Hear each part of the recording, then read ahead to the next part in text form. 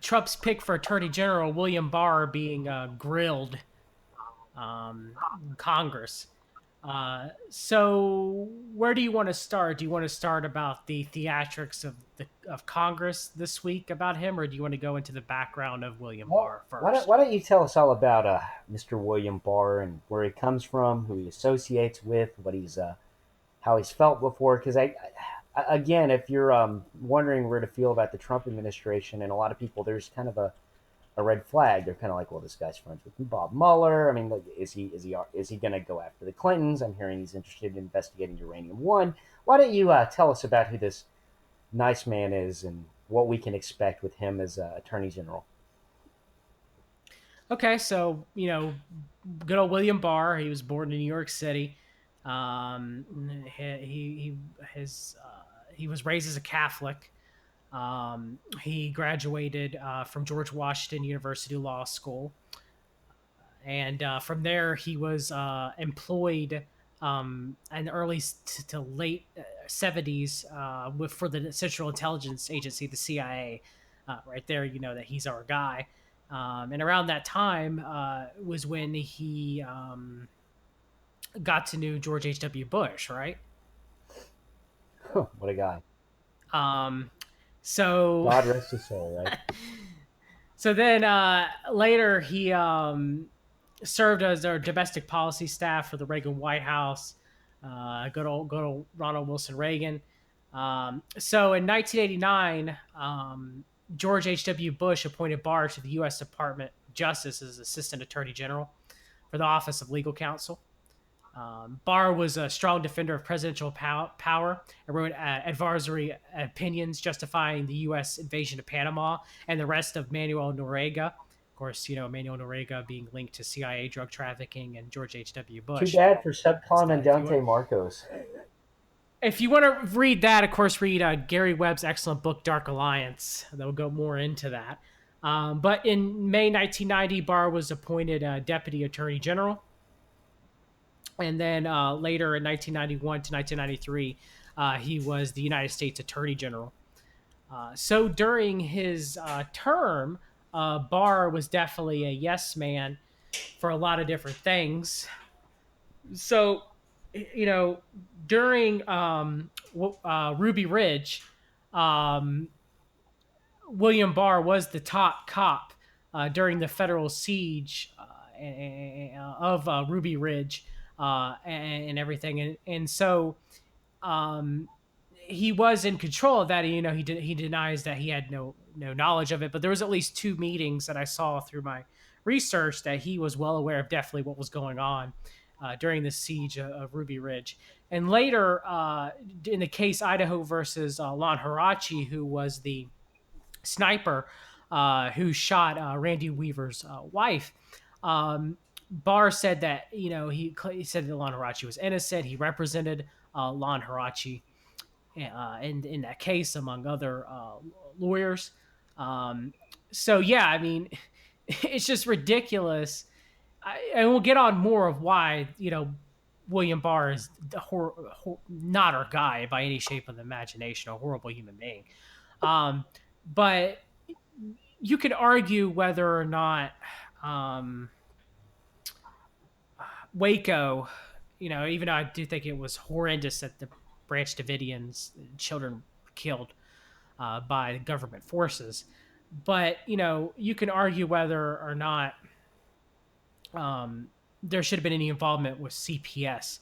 But as far as Ruby Ridge and Randy Weaver is concerned, I mean, it is horrible, gross oversight of what the FBI had done.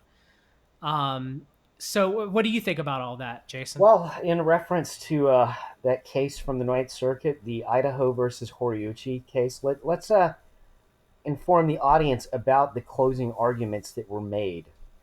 And it was conceded that if Harris had got into the cabin, he could shoot at the helicopter without risking returning fire. So, first of all, we're more concerned about aerial fire support than we are about innocent. What is it? How many people were at Ruby Ridge? Like less than a dozen. It was a very small number. Believe it, yeah, Yes, it wasn't like Waco. exactly.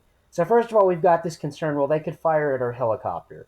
Okay, so much for your Second Amendment defense. We'll get into that later too. But second of all, this is just absolutely disgusting what the argument was made against Idaho pursuing charges against federal agent Lon Horiuchi.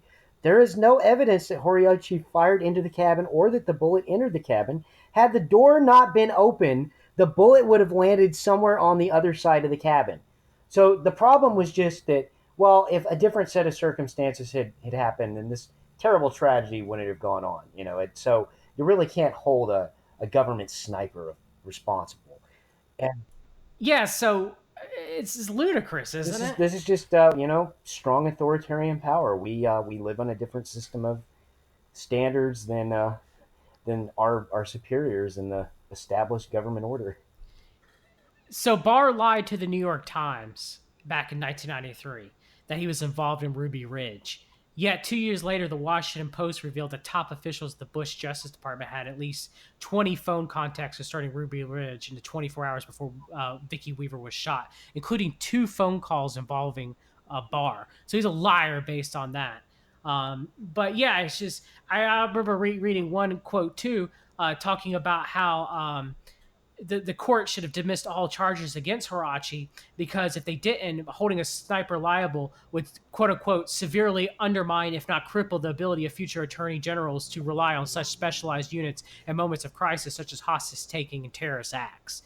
So if we don't hold Lon Hirachi accountable for the horrific murder of Vicki Weaver, then no law enforcement agency would ever use sniper teams. It's freaking ludicrous, and Barr's a crook. Um, so we got, of course, there's more. It isn't all. I was talking to George Cleese last night, and also uh, Nick Bryan has also made this accusation about the information that since William Barr was head of was attorney general, head of Justice Department during Franklin. That he had to have at least oversaw some of the daily operations of the Department of Justice, of covering up Franklin, as well as the previous Attorney General Dick Thornburgh, Henry Vincent, in his excellent book Confessions of a DC Madam, talks about how Thornburgh was a pedophile, allegedly, and he was being blackmailed by Craig Spence. Of course, Spence was hooked up and involved in with the callboy scandals of the Reagan White House. But yeah, Barr's got connections to Franklin. He's got connections to Ruby Ridge. He has connections to the Enslaw scandal, where he appointed Nicholas Boe as a special counsel, who found that the government had no wrongdoing during Enslaw. Which, if you want to read, I definitely recommend if you're interested in the Council for National Policy and how they were trying to control um, many different aspects of information in our modern lives, even back in the 80s and 90s. I would definitely look into Inslaw Incorporated, which was an information technology company that had control of all this. That was part of this scandal. That was the octopus that Danny Casolaro was investigating before he was tragically assassinated. So yeah, Barr said there was no need for a special counsel during that. So now we have Barr covering up for the Enslaw scandal. We have Barr covering up for Franklin. We have Barr covering up Ruby Ridge.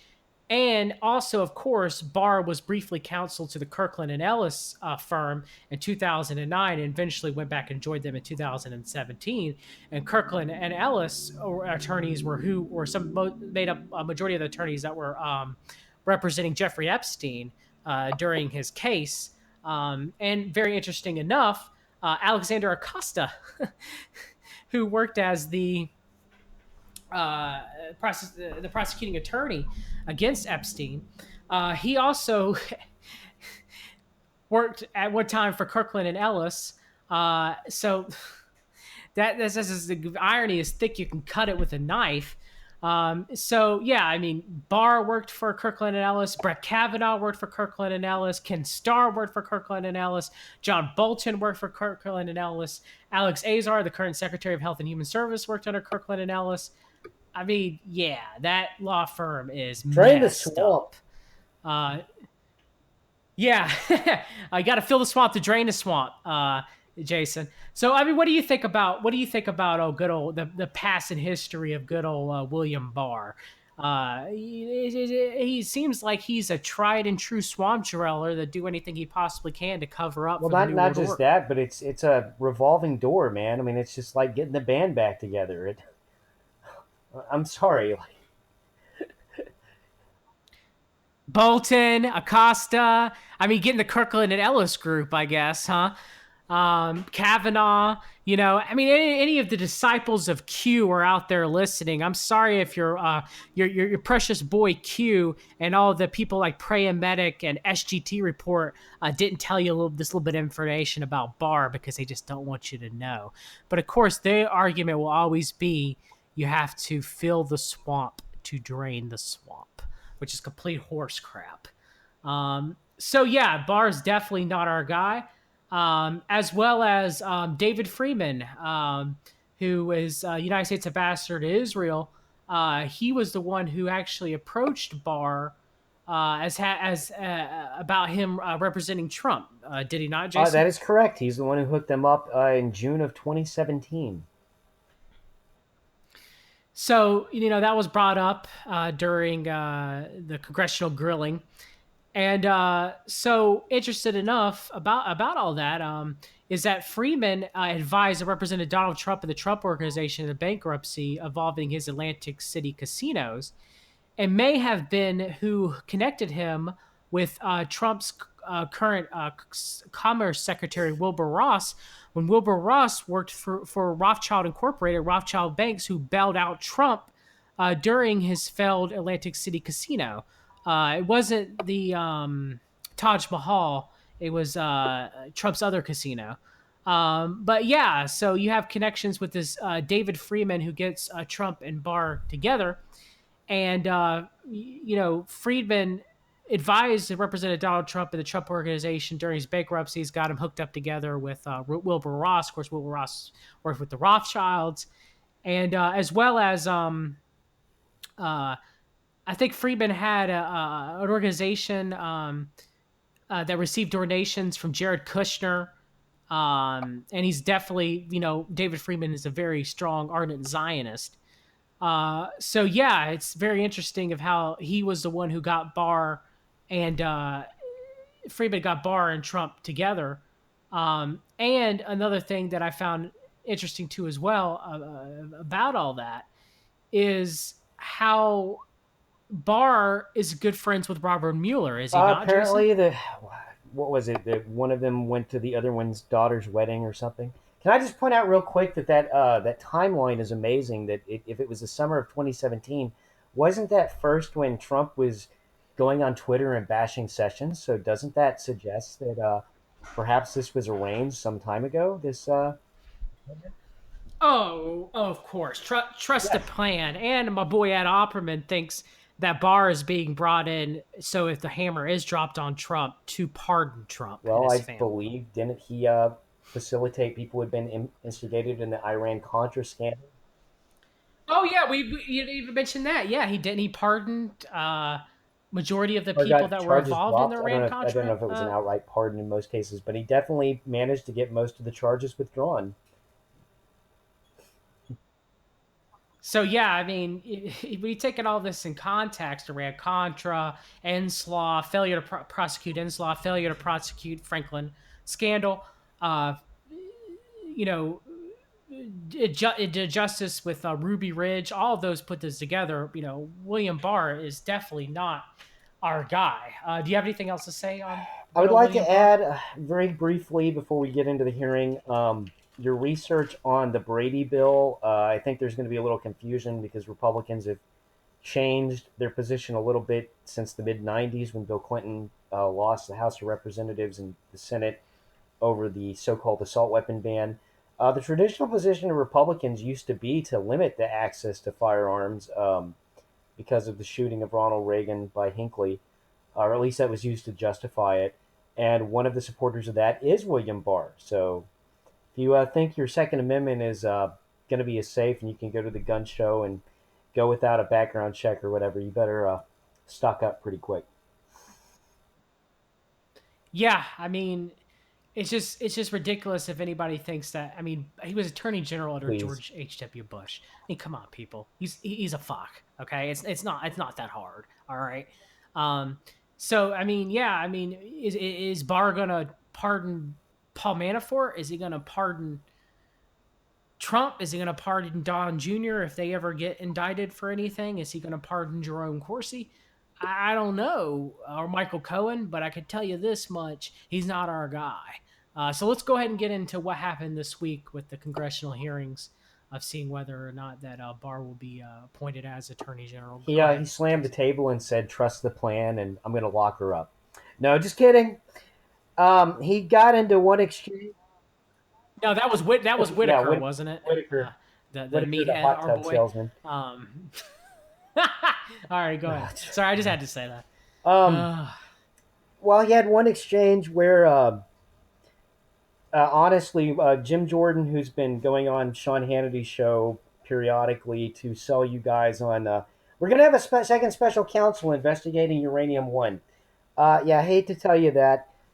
Because I know that, Mr. Barr had written a column, I think a year ago, saying there was more sufficient evidence to look into that scandal than there was for the Mueller investigation into Russian interference and the implications of that.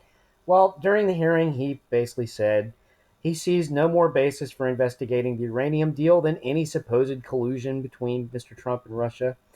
And he walked that back and said that he doesn't see that as a scandal at all. And of course, as we know, that scandal allegedly, according to WikiLeaks drops, implicates Mr. Mueller. So again, if they're all in it together, maybe he just told you guys that so you'd let him get appointed. I don't know. Now we hear Uranium One all the time on CMP news talking points like Sean Hannity and Rush Limbaugh and even Q, disciples of Q, and Q himself pushed for Uranium One too as well. But was there really anything really there with Uranium One? I mean, was there anything? I mean, it seems to be like it's a lot of It's it's really chicanery confusing. on It's both really confusing sides. because I think what the implication that their narrative wants you to believe is like 20% of America's uranium was shipped to Russia and it was hand delivered by Robert Mueller.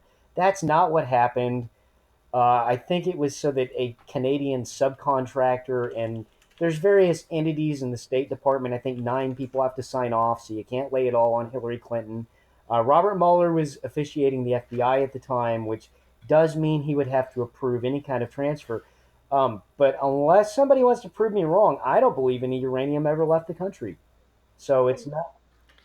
And here's one and here's one last thing too. You won't hear this anywhere else. The Bundys are Mormons. So it's difficult to trust them. Um so yeah, in their connections, the Mormon Church has big connections with the Would Council you for like National to let Policy, the audience know? as well as Would you like as to the let the extreme audience right. know how the Bundys relate to that scandal? You talking about as far as the Bundys defending their Well, land? uranium one. That was supposedly the land where the Okay, I'm uranium not sure mines that was were. made clear to the audience. Yeah, go ahead.